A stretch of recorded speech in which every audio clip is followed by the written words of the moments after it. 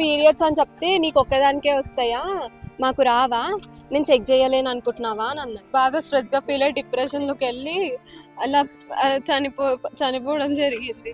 హాస్పిటల్కి వెళ్ళేసరికి బ్రెయిన్లో బ్లడ్ క్లాట్ అయిందని చెప్పినారు. సికింద్రాబాద్లో ఈరోజు జరిగిన ఘటన ఎంత దారుణం అంటే, ఆలస్యమైంది, కారణం ఇదని చెప్పినప్పటికి కూడా వినకుండా వేధించడంతో మనస్తాపానికి గురయ్యి ఒక్కసారిగా టెన్షన్ పడి స్ట్రెస్ ఫీల్ అయిపోయి వర్షిని విద్యార్థిని చనిపోయిన ఘటన కలిసివేస్తుంది. మనం మాట్లాడదాం. వర్షిని అక్క ఎక్కడ ఉంది? ఏం జరిగింది? మీ చెల్లికి చనిపోయే పరిస్థితి ఎందుకు వచ్చిందమ్మా? ఏమైంది ఇక్కడ? కొంచెం లేట్ వచ్చినందుకు మ్యామ్ వాళ్ళు తిట్టినారు. తిట్టేసరికి ఆమె అది కొంచెం బాగా స్ట్రెస్గా ఫీల్ అయ్యి డిప్రెషన్లోకి వెళ్ళి అలా చనిపోవడం జరిగింది. హాస్పిటల్కి వెళ్ళేసరికి బ్రెయిన్లో బ్లడ్ క్లాట్ అయిందని చెప్పినారు. ఎందుకని? ఆ టీచర్లు ఎవరు? వాళ్ళిద్దరు ఎవరు? వాళ్ళు ఎప్పుడు ఇలాగే ఉంటారు ఎవరితోనైనా, లేదంటే కావాలని టార్గెట్ చేశారా మీ చెల్లిని? కావాలనే టార్గెట్ చేసినారు. అసలు ముందు ఎప్పుడు ఇలా ఉండేటోళ్ళు కాదు, కొంచెం వేరే స్టూడెంట్స్తో ఉండేటోళ్ళు. కానీ ఈసారి మమ్మల్ని కావాల్సుకొని టార్గెట్ చేసినారు. Madhura ma'am English lecturer, physics ma'am Srilakshmi ma'am, వాళ్ళు కావాల్సుకొని టార్గెట్ చేసి ఇట్లా చేసినారు. మార్నింగ్ ఎవరి మీద కోపం మొత్తం మా చెల్లి మీద చూపించినారు. ఏమంది మీ చెల్లి? ఆ రోజు నీతో మాట్లాడిందా? ఏమని చెప్పింది నీకు?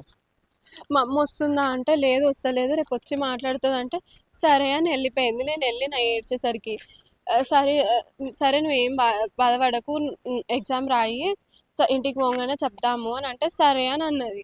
తర్వాత కాలేజ్ అయిపోయింది, బస్ ఎక్కినాక కూడా ఏం మాట్లాడలేదు. నేనే అన్నీ మాట్లాడుతున్నా, ఎగ్జామ్ అట్లా రాసిన ఇట్లా రాసిన అని. ఎప్పుడు నాతో ఎగ్జామ్ పేపర్ గురించి డిస్కస్ చేసేది, కానీ ఏం డిస్కస్ చేయలేదు. నేను చెప్పిన దానికి నవ్వింది, నవ్వుకుంటూ ఇంటికి వచ్చేసింది. కూర్చొని ఇదంతా నేను అంటే రోజులాగా మాట్లాడలేదు, మౌనంగా ఉండిపోయింది, బాధపడుతూ ఉండిపోయింది నీతో పాటు వచ్చినప్పుడు. కానీ నవ్వింది అనవసరంగా ఒర్రింది మ్యామ్ అనుకుంటా ఫీల్ అయింది కొంచెము. అందుకనే తను వాళ్ళ ఇంటికి వెళ్ళంగానే పడిపోయింది తలనొప్పి అని చెప్పి. ఏమ్మా, ఏం కారణం ఏంటి ఇప్పుడు ఈ రోజు? అంటే అందరు విద్యార్థులతో ఇలాగే ఉంటారా వీళ్ళు, లేదంటే ఇక్కడ ఏం జరుగుతుంది అసలు? ఈ కాలేజీలో ఇదే ఇబ్బంది పెడతారా స్టూడెంట్స్ ని? చాలా పార్షాలిటీ చూపిస్తారు ఈ కాలేజ్ లో. అంటే కొంచెం డబ్బున్న వాళ్ళకి ఒకలాగా, లేని వాళ్ళకి ఒకలాగా అట్లా కొంచెం చూపిస్తారు ఇక్కడ. అంటే ఇప్పుడు ఒక గంట లేట్ అయినప్పుడు ప్రధానంగా మీ చెల్లి ఎందుకు బాధపడిందని నీకు అనిపించింది? అంటే పీరియడ్ విషయంలో అట్లా అందరి ముందు గలీజ్గా ఆడడం.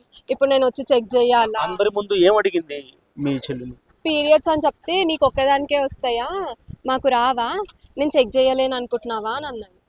క్లాస్ లో అందరూ ఉండగానే అది బాగా బాధ అనిపించింది మీ చెల్లి. కారిడార్ లో ఇంకా క్లాస్ లో ఇట్లా మధ్యలో నిలబెట్టింది, బయట నిలబెట్టింది. కారిడార్ ఇంకా క్లాస్ కి మధ్యలో 1 గంట వరకు బయట నిలబెట్టిందా? మధ్యాహ్నం వరకు ఎగ్జామ్ రాయనిచ్చారా?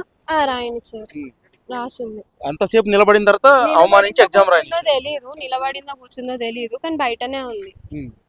అది ఇదే కాలేజీలో తన చెల్లి వైష్ణవిని ఏ విధంగా ఇబ్బంది పెట్టారు ఇద్దరు టీచర్స్ అని కూడా వాళ్ళ అక్క మాటల్లోనే మనం విన్నాము. అంటే ఒక్కసారి ఈ కాలేజీ దగ్గర పరిస్థితి చూస్తే,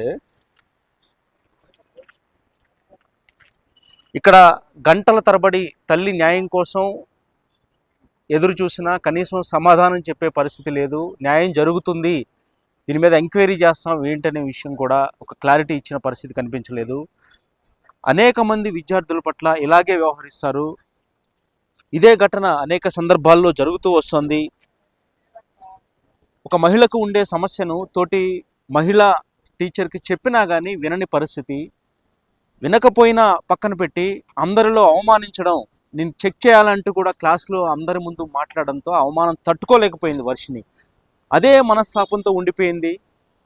తన అక్కతో కలిసి బస్సులో ఇంటికి వెళుతున్నప్పటికీ కూడా ఒక బాధలో ఉన్నట్టుగా ఎక్కువ ఏమీ మాట్లాడలేదు. తీరా ఇంటికి వెళ్ళిన తర్వాత అమ్మ ఎప్పుడు వస్తుంది, అమ్మ ఎప్పుడు మాట్లాడుతుంది వీళ్ళతో, ఇలా నన్ను అవమానించిందని చెప్పి అదే మనసులో పెట్టుకుని విపరీతమైన టెన్షన్ పడడం వల్ల ఒక్కసారిగా మొత్తం బ్రెయిన్ డెడ్ అయిన పరిస్థితి.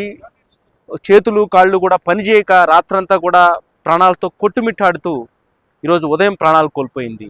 దీనికి సంబంధించి, ఈ ఘటనకు సంబంధించి ఇప్పటివరకు తల్లి ఆవేదన వ్యక్తం చేసింది. అదేవిధంగా న్యాయం కోసం డిమాండ్ చేసింది. చదువు అంటే భవిష్యత్తులో ముందుకు వెళ్ళేలాగా ఉండాలి, అంతేగాని ప్రాణాలు పోయేలాగా ఉండకూడదు. ఈ విధంగా అధ్యాపకులు ప్రవర్తించడం, ఈ విధంగా అవమానించడం, ముఖ్యంగా మహిళల సమస్య తెలిసి కూడా ఒక మహిళగా ఇద్దరు టీచర్లు కూడా ప్రాణాలు పోయేలాగా వేధించడం అనేది సరైనది కాదనేది ఒక ఆగ్రహం అయితే వ్యక్తం అవుతుంది, ఆందోళన కొనసాగుతుంది. అయితే ముఖ్యంగా ఇలాంటి ఘటనలు ఒకటైతే స్పష్టం చేస్తున్నాయి, విద్యార్థులంటే చదువు పేరుతో వేధించడం కాదు, ఒకవేళ ఆలస్యం అయితే వారి సమస్యను అర్థం చేసుకుని మరొకసారి పునరావృతం కాకుండా వాళ్ళకి గట్టిగా చెప్పాలే తప్ప 10 మందిలో అవమానించడం సరైనది కాదంటూ కూడా తల్లిదండ్రులు చెప్తున్నారు. శేషు యూపీ దేశం, సికింద్రాబాద్.